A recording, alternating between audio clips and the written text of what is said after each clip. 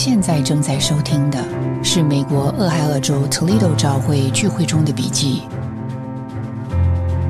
今天要和您分享的是扫罗与撒母耳系列的第4章，国度执事的工作的第1个单元，对付肉体以取得君王之分。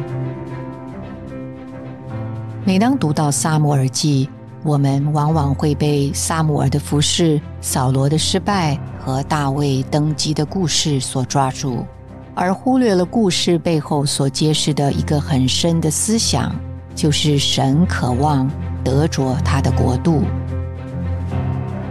我们若在灵里仔细研读撒母耳、扫罗、大卫这3个人物的应对，就要看见为着实现这个目标，神的确用他经纶的手产生了他国度执事的工作。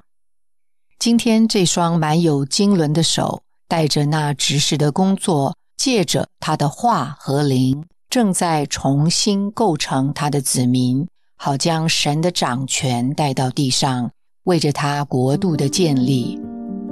那么神是如何来实现这个渴望的呢？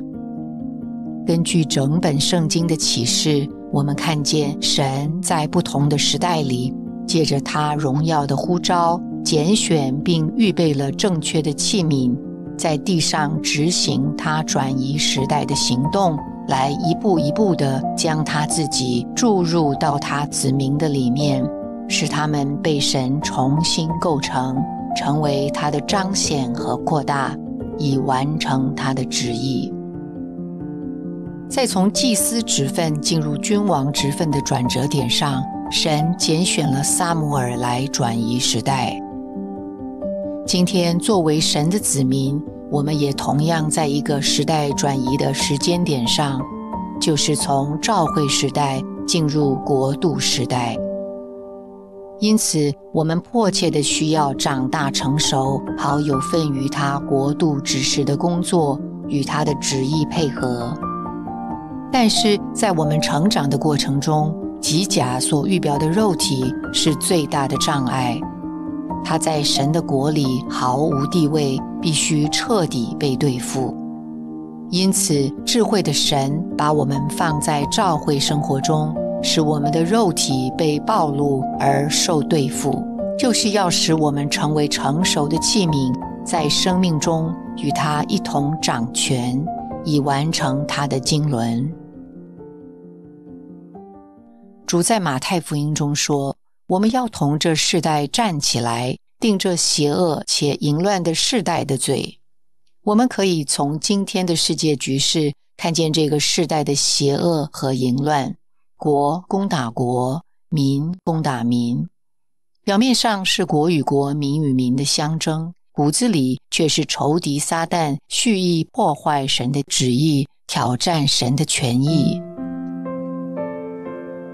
今天我们需要看见仇敌的工作不仅在外面，这个极大的征战也在我们里面。我们需要站起来，反对在我们外面的世代，也定罪在我们里面的肉体。神说他世世代代和预表肉体的亚玛利人征战，而神对肉体的审判清理是从他的家，就是他的召会开始的。作为新约的信徒，如何能正确地经历这个对付肉体的过程呢？乃是借着积极地在灵中享受和经历神的话，而有能力站起来斥责和反对我们里面的亚玛利人，砍杀我们的肉体。肉体常常显在我们的发怨言、起争论、政治的辩解、和平起义、宗教的侍奉中，伪装成好的样子，隐藏在人的天然道德之下。但是即使是一点点的肉体，都要使我们立刻成为神的仇敌，违背他的行政，失去为他掌权的资格，沦为恶灵的栖息之处。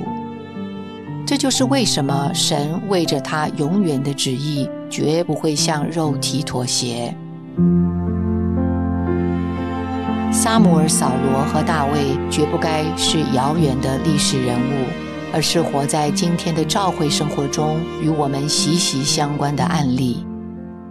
这是肉体的真相。